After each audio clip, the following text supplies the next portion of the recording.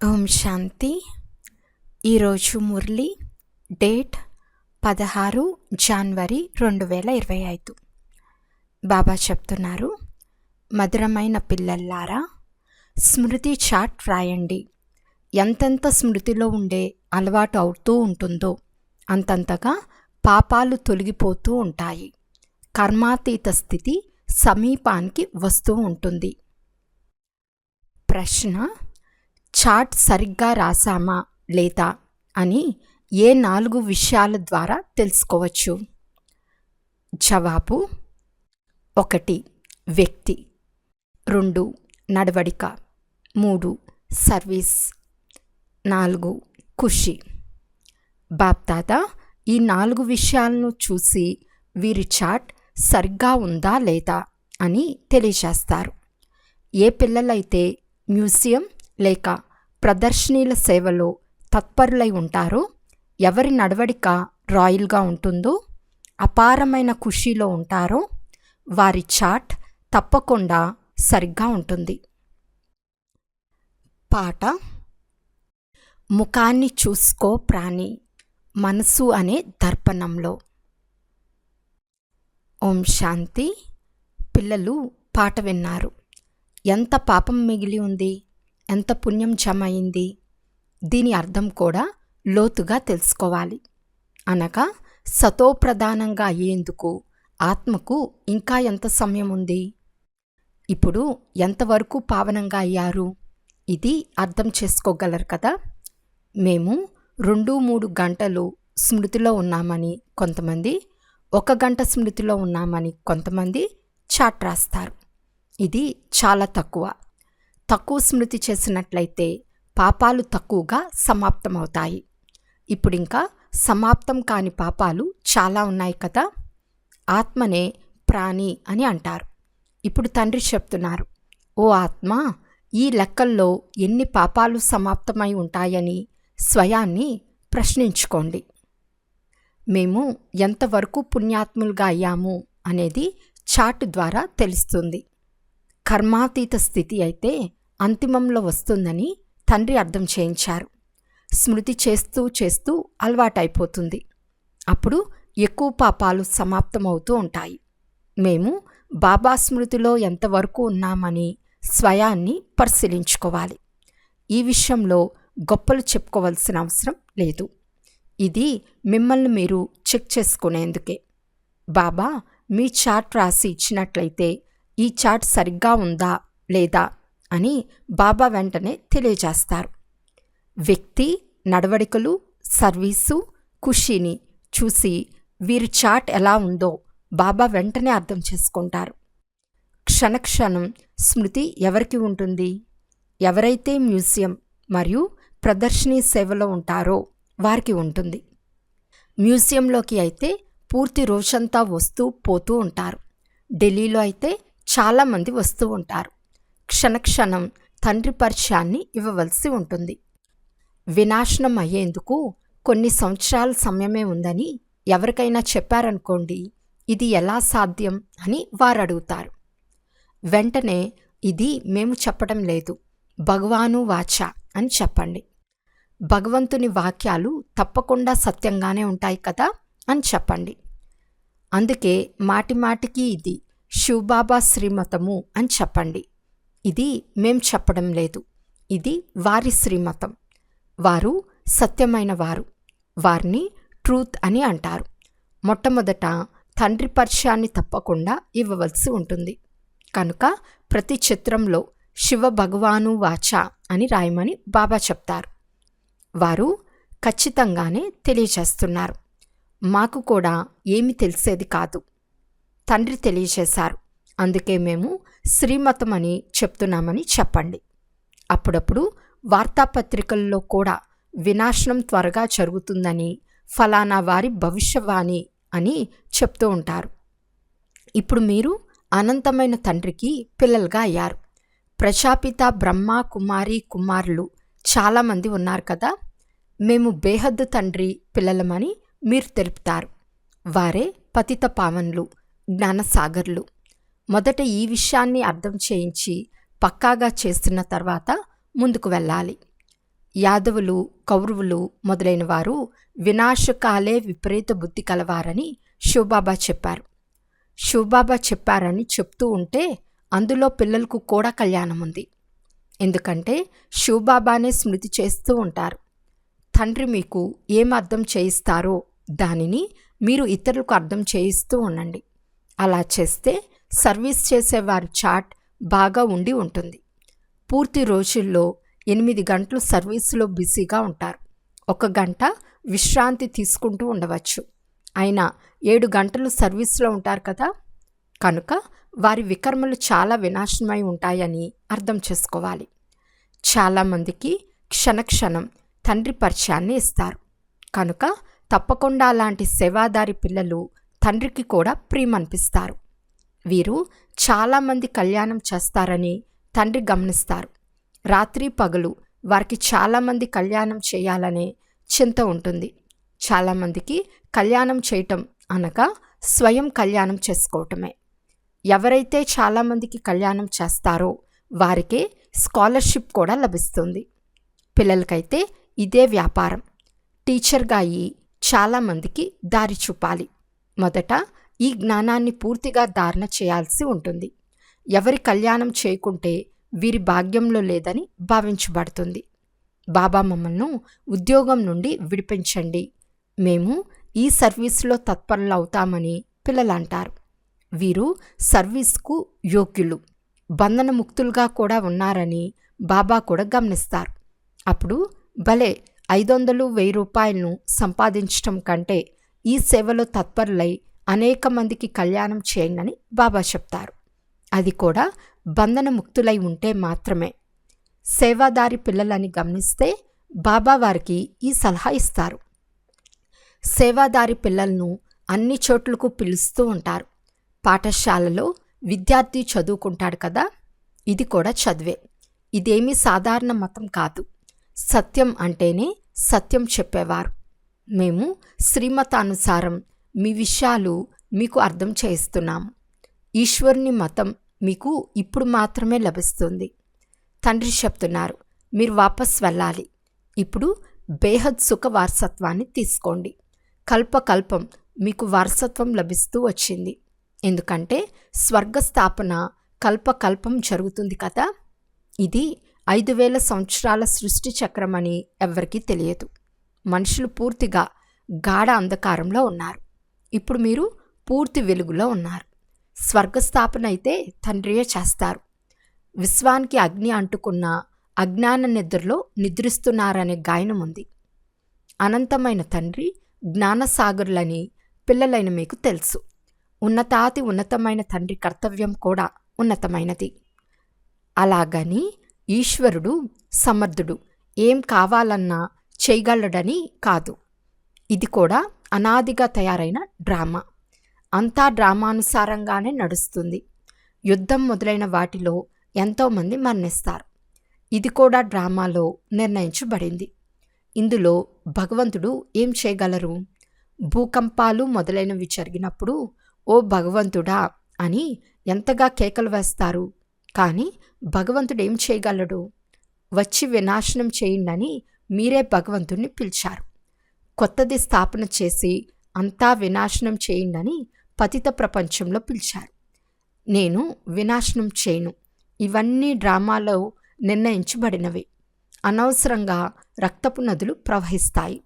ఇందులో రక్షించటం మొదలైన మాటే లేదు. పావన ప్రపంచాన్ని తయారు చేయమని మీరు చెప్పారు. కనుక పతిత ఆత్మలు తప్పకుండా వెళ్ళిపోతాయి కదా. కొందరైతే అసలు ఏమీ అర్థం చేసుకోరు. శ్రీమతం అర్థం కూడా తెలియదు. భగవంతుడు అనగా ఎవరో కూడా అర్థం చేసుకోరు. ఎవరైనా పిల్లలు బాగా చదువుకోకపోతే నీది రాతి బుద్ధి అని తల్లిదండ్రులు అంటారు. సత్యుగంలో అయితే ఇలా అనరు. కలియుగంలో ఉండేవారే రాతి బుద్ధి కలవారు. ఇక్కడ ఎవ్వరికీ బంగారు బుద్ధి ఉండదు. ఈ రోజుల్లో మనుషులు ఏమేం చేస్తూ ఉంటారో చూడండి. ఒక గుండెను తీసి మరొక గుండెను అమరుస్తారు. మంచిది, ఇంత శ్రమపడి ఇది చేశారు. కానీ దీనివల్ల లాభమేమిటి? ఇంకా కొన్ని రోజులు ఎక్కువగా జీవిస్తారు, అంతే కదా. చాలామంది క్షుద్ర విద్యలు నేర్చుకుని వస్తారు. దీనివల్ల లాభం ఏమీ ఉండదు. మమ్మల్ని వచ్చి పావన ప్రపంచానికి అధికారులుగా చేయండి. మేము పతిత ప్రపంచంలో ఉంటూ చాలా దుఃఖితులుగా అయ్యామని భగవంతుణ్ణి స్మృతి చేస్తారు. సత్యుగంలో ఏ అనారోగ్యము మొదలైన దుఃఖంనిచ్చే మాటలేవి ఉండవు. ఇప్పుడు తండ్రి ద్వారా మీరు ఎంత ఉన్నత పదవి పొందుతారు? ఇక్కడ కూడా మనుషులు చదువు ద్వారానే ఉన్నతమైన డిగ్రీలు పొందుతారు. చాలా సంతోషంగా ఉంటారు. ఇది ఇంకా కొద్ది రోజులే ఉంటుందని పిల్లలైన మీకు తెలుసు. పాపాల భారమైతే తలపై చాలా ఉంది. చాలా శిక్షలు అనుభవిస్తారు. స్వయాన్ని పతితులమని చెప్పుకుంటారు కదా. వికారాల్లోకి వెళ్ళటం పాపమని భావించరు. పాపాత్ములుగా అవుతారు కదా. గృహస్థ ఆశ్రమం అనాదిగా వస్తుందని అంటారు.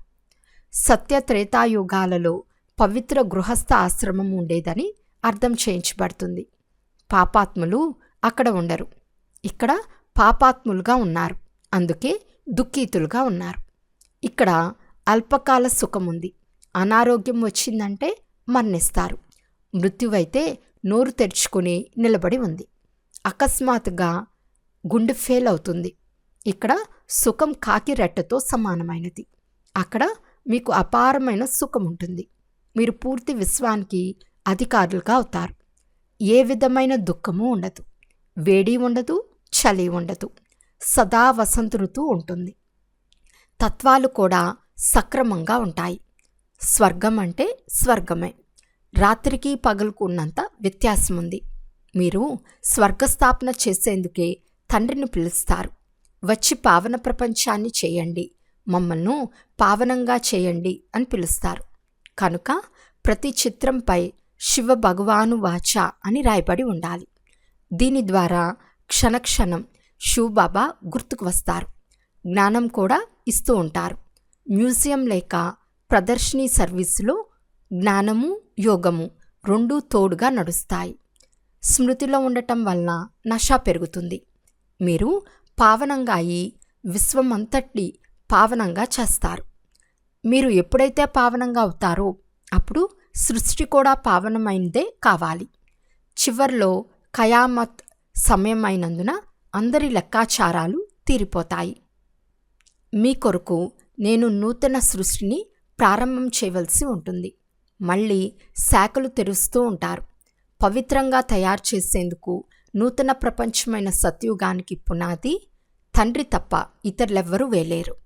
కనుక అలాంటి తండ్రిని స్మృతి కూడా చేయాలి.